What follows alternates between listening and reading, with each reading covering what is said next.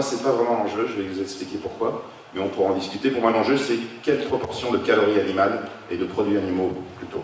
Pourquoi? Parce que plus la cible est holistique et globale, comme dans l'image des poupées russes, plus on embarque de choses avec nous.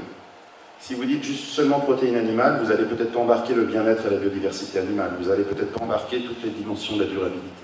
Par contre, si je dis quelle proportion de produits animaux ou de calories animales, vous embarquez beaucoup plus de choses. C'est comme si vous preniez la plus grande des poupées russes et vous embarquiez toutes les autres avec. Maintenant, qu'est-ce qu'il faut faire et pour qu'on puisse vraiment améliorer? C'est-à-dire que notre régime occidental omnivore a deux grandes caractéristiques qui se sont développées de manière trop excessive après-guerre. C'est qu'il est très riche en calories animales et en calories ultra transformées. Si toute la planète se met à augmenter la consommation de ces deux types de calories, ça menace toutes les dimensions de la durabilité. L'ANSES, et puis donc les recommandations, c'est qu'il faudrait 50% de protéines animales, 50% de protéines végétales, sachant qu'aujourd'hui on est plutôt à 65-35.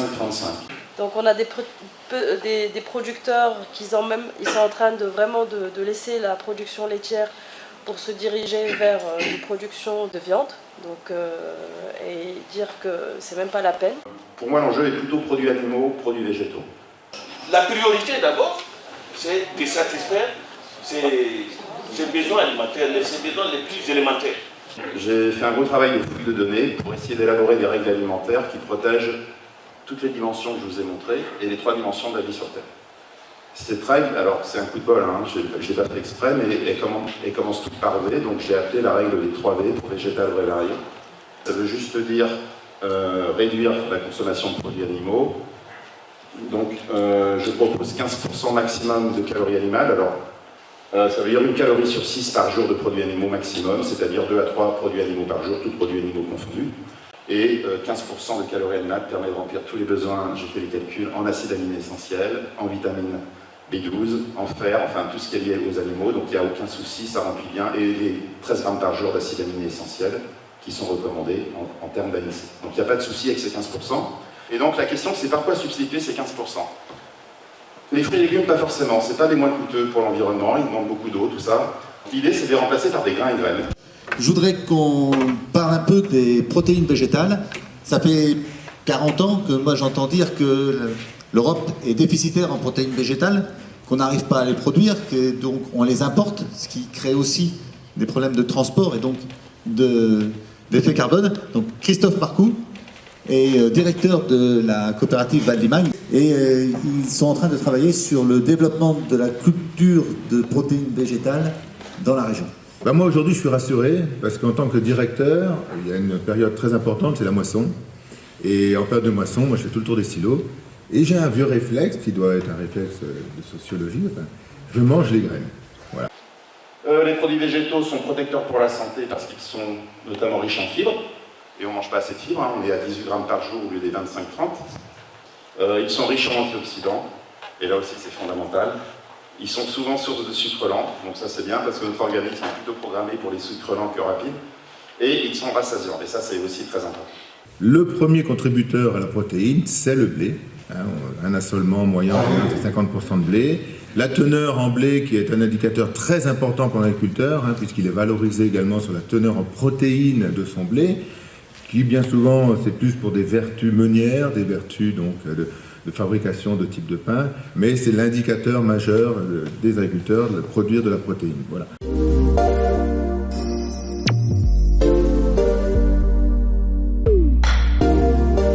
Effectivement, les céréales sont la première source de protéines et en plus on les exporte. Donc on n'est pas déficitaire en protéines globalement, mais on est déficitaire en protéines concentrées.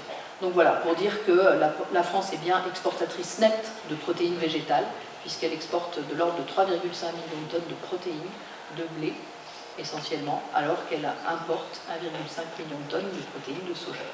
Elles jouent un rôle essentiel des protéines dans le corps humain, structure des tissus, mobilité cellulaire, défense immunitaire, communication intercellulaire, elles catalysent des réactions chimiques avec les enzymes qui sont des protéines, les hormones sont des protéines, elles jouent des rôles dans les transporteurs, donc des rôles fondamentaux. Qu'est-ce que c'est que la souveraineté en protéines pour la France? En fait, la France a 3 vulnérabilités.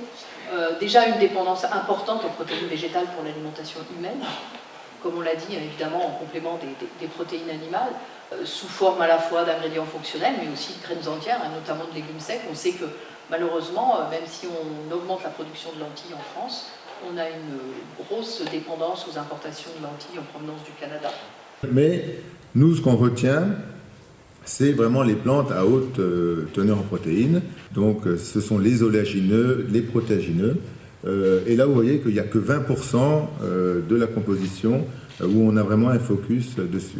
Et dans ces 20%, vous avez celui que vous connaissez tous, qu'on voit le plus souvent, c'est le colza, qui est monté dans les assolements, qui est peut-être aujourd'hui à son sommet.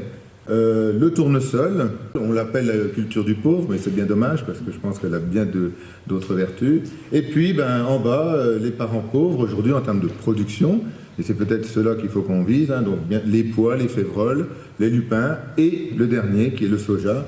Et le soja, c'est celui qui, bien sûr, dans sa composition, a le plus de protéines, environ 35%, mais je pense qu'on a des variétés qui peuvent monter un petit peu plus. Donc on voit que les grains et graines sont les mieux placés dans les végétaux. Et ça, vous allez voir, c'est très intéressant comme levier, parce que en France, les grains et graines sont consommés à moins de 14 grammes par jour, ce qui est dérisoire. Et quand je dis céréales, je veux dire céréales complètes, attention. Donc il y a un levier formidable d'action pour remplacer la partie de calories animales qui est en excès.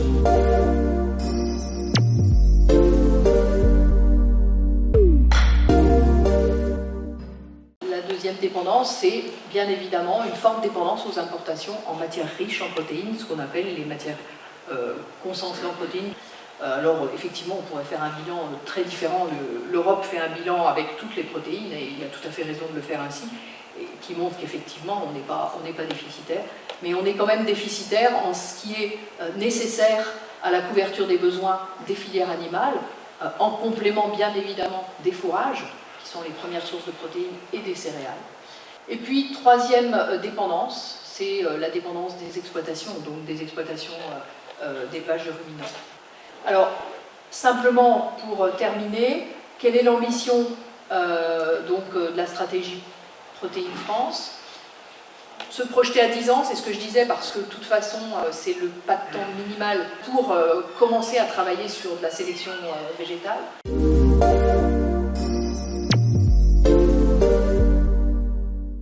Par rapport à la complémentarité élevage et culture, si on fait de la culture sans élevage, il va falloir apporter des boules d'intrants pour faire pousser les plantes et que l'élevage apporte naturellement. Et si on veut un système durable et écologiquement et socialement, faire des rotations prairies-céréales, faire des rotations comme ce qui se faisait il y a des décennies. Alors, nous, on vient en France ici pour venir apprendre, et nous avons un souci. Et quel est ce souci? Et nous avons plus de 7 mois ou 8 mois de pluie en Côte d'Ivoire. Mais quand on a moins 3 ou 4 mois qui restent, on appelle quand la saison la sécheresse arrive, et nous avons des problèmes entre les agriculteurs et les éleveurs. Et des fois, ça traîne jusqu'à des pertes de vie humaine. Nous, on vit de l'agriculture, les plantations, et ceux qui font les plantations, leur besoin, c'est dans ça et vite. Mais quand les animaux rentrent, ils détruisent toutes les plantations de ces régions-là. Et ça cause des dégâts culturels. Et ça envoie des discussions, et ça envoie des querelles entre les agriculteurs et les éleveurs. C'est aussi que les 60 à 70% de surfaces cultivables pour l'homme qui sont dédiées à nourrir les animaux ne soient pas dédiées à nourrir que les animaux. Donc c'est pour ça que je soulignais le système de polyculture élevage, qui est probablement le plus durable, c'est-à-dire qu'on met des animaux sur des surfaces qui ne sont absolument pas exploitables pour l'homme et qui vont transformer l'herbe en calories animales et qui permettra de mettre moins de pression sur le végétal et puis d'essayer d'utiliser au maximum les surfaces cultivables pour l'homme pour faire plutôt du végétal, parce que quand même toute la science montre que Un régime riche en produits végétaux est meilleur pour la santé, ça n'y a absolument plus aucun doute. Il faut avant tout valoriser l'herbe et valoriser les fourrages, mais ça on a perdu et on a mis du maïs et donc on a amené du soja. Donc forcément c'est une évolution de l'agriculture, c'est une réduction du temps du travail, c'est plein de choses, c'est l'histoire finalement. Ma perspective, c'est que le colza va commencer à se réduire dans les assolements français. Ça fait 2 ans de suite qu'on est en sécheresse dans l'Allier, dans le Puy-de-Dôme. Et les agriculteurs, jamais j'avais vu ça de ma vie, les agriculteurs sèment et ça ne pousse pas. Ou alors ne sèment pas parce qu'ils ont dit on sait qu'il n'y a pas d'eau à venir pendant 1 mois. On sait qu'après le 15 septembre ou le 20 septembre, c'est plus la peine de semer du colza. Le colza, ça fait 2 ans de suite qu'on est en train de vivre ça dans les départements du Puy-de-Dôme et de l'Allier. Des arrivées de résistance, donc là je pense qu'effectivement on commence à payer les utilisations donc de produits phytosanitaires, peut-être, certainement systématiques, et on a des résistances aujourd'hui avérées, notamment dans les insecticides. Voilà, une culture qui est quand même quelque part intensive, du colza, c'est quand même pour moi une Formule 1, hein, il faut quand même lui apporter des intrants pour en sortir donc un rendement visé à 30-35 quintaux. Donc c'est quand même une culture aujourd'hui qui n'est pas forcément dans les attentes citoyennes en termes de production. Je parie moi sur une hausse du tournesol, déjà un cycle plus court, un tournesol se sème au printemps avec un cycle plus court, donc potentiellement moins d'avaries par rapport au climat. Et puis le pari du soja, il y a un pari à faire sur cette culture, un cycle également court, néanmoins un besoin en eau important. Je pense qu'il faut le savoir, le soja consomme autant d'eau qu'un maïs. Par contre, ce soja ne s'adapte pas à tous les sols, il faut en être conscient. Mais aujourd'hui, on a beaucoup d'agriculteurs qui nous questionnent. Le blé, le maïs, on sait faire. Le colza, le tournesol, le soja, on ne connaît pas, ça peut être une diversité. Il y a une attente de diversité de nos adhérents pour allonger les rotations, etc. L'agriculture a un vrai déficit de communication. Il me semble quand même que certes, les urbains ne connaissent plus l'agriculture, mais il y a des pays dans lesquels il y a une journée du patrimoine agricole, pourquoi pas. Il y a le salon de l'agriculture. Le salon de l'agriculture, certes, mais voilà, il attire 600 000 Parisiens. Moi, j'ai quand même l'impression qu'il faut que l'agriculture au sens large se mette en ordre de marche pour savoir communiquer.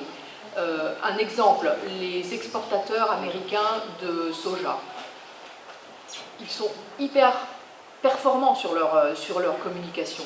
Ils ont le soja le plus durable de la terre, ils sont parfaits en tout point. Nous, on est incapables de faire ça, on ne sait pas communiquer. Donc il me semble que les filières végétales, animales, peut-être ont à se mettre ensemble aussi, parce que bien souvent elles s'opposent. Hein. On oppose quand même pas mal les grandes cultures à l'élevage, et ça c'est un vrai dommage. Moi je connais un groupe de travail là, qui s'appelle Reseda, qui travaille justement, il rassemble des membres d'interprofessions de toutes sortes, végétales, animales, les médicaments vétérinaires, les produits phyto, etc. Tout ce qui fâche, tout ce qui peut fâcher. Et notre travail actuellement, c'est d'essayer d'échanger sur nos pratiques respectives. Parce que même au sein de filières agricoles ou para-agricoles, on ne sait pas comment on fonctionne. Et du coup, on est, comme tout le grand public, capable de taper sur les autres. Et arrêtons de taper sur les autres, essayons de mieux se connaître pour essayer de communiquer ensemble. Et du coup, d'être prêt à réagir à toutes les attaques. Alors, pour moi, pour faire évoluer, que ça évolue du côté des éleveurs, hein, je vais parler de mon côté à moi, ça serait de ne pas demander une marche trop haute à la fois. Si en faisant les petits pas qu'on avance, et si on en fait des grands, des fois on se casse la gueule. Et malheureusement, et ce qu'on nous demande généralement quand il y a des grandes évolutions de la société, c'est qu'on fasse quasiment demi-tour sur ce qu'on a fait avant. Alors que si on nous demande si on nous aide à aller doucement, à changer nos mentalités tout doucement, on va le faire. Si on éduque mes futurs collègues qui sont encore à l'école sur ce système d'exploitation, on va y aller naturellement. Moi je pense que la clé à long terme, c'est qu'il y a une éducation à l'école dès 3 ans à l'alimentation, c'est-à-dire de la fourche à la fourchette. Une éducation mais avec des grandes lignes, c'est-à-dire on mange 3 fois par jour, ça a un tel impact sur la planète, sur la société. Je ne comprends pas qu'il n'y ait pas cette éducation qui ne doit pas être que dans les lycées agricoles ou dans les écoles d'agronomie, d'ingénieurs agronomes. Je veux dire, il faut savoir d'où vient l'aliment, les reconnaître, comment les cuisiner, faire des stages ce serait super utile dans la nature. Et pour moi, l'éducation a toujours été la voie royale à long terme. Donc je pense que c'est certainement ça qui pourrait changer les choses durablement. Après, on peut faire de la communication, évidemment, qui est plus court-termiste, mais voilà, moi je crois beaucoup au rôle de l'éducation.